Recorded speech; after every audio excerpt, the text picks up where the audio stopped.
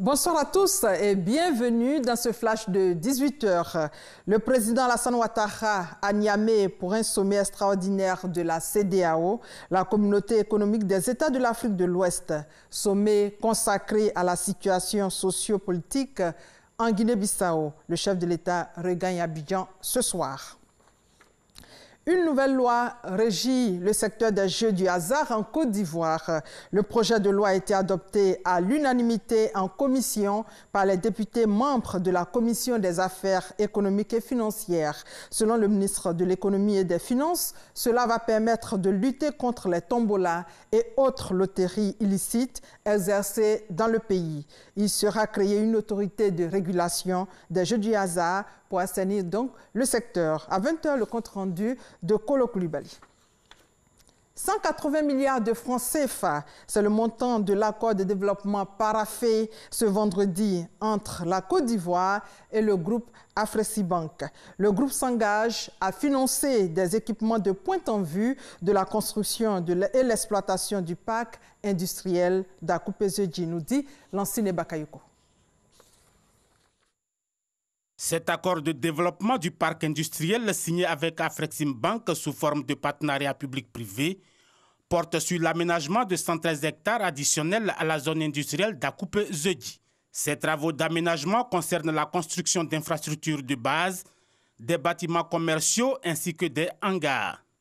Coût prévisionnel de l'investissement, 180 milliards de francs CFA. Ce projet sera un modèle unique où Afreximbank certainement va faire la conception, l'aménagement, va travailler au niveau du marketing international pour y attirer, comme on dit, des grands joueurs internationaux qui vont travailler sur ce site.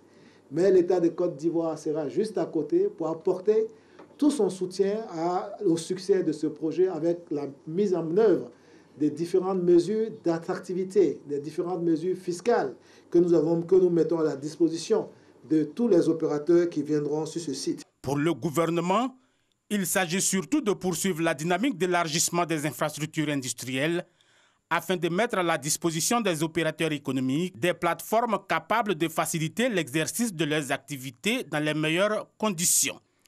Un pas important dans la compétition ouverte dans le cadre de la zone de libre-échange africaine.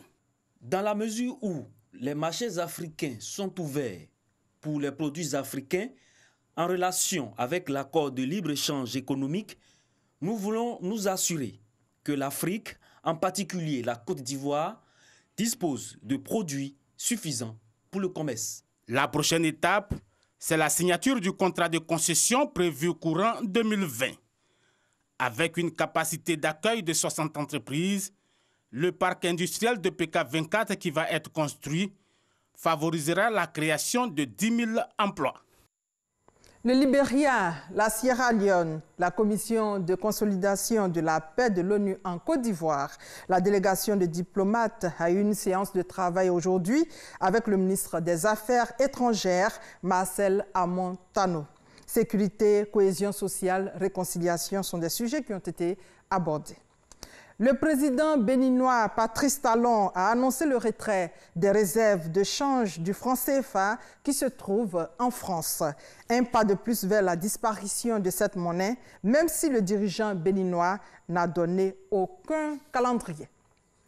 Pour terminer, l'ex-président brésilien Lula da Silva pourrait sortir de prison prochainement après un arrêt rendu jeudi par la Cour suprême. Il est incarcéré depuis avril 2018 pour corruption.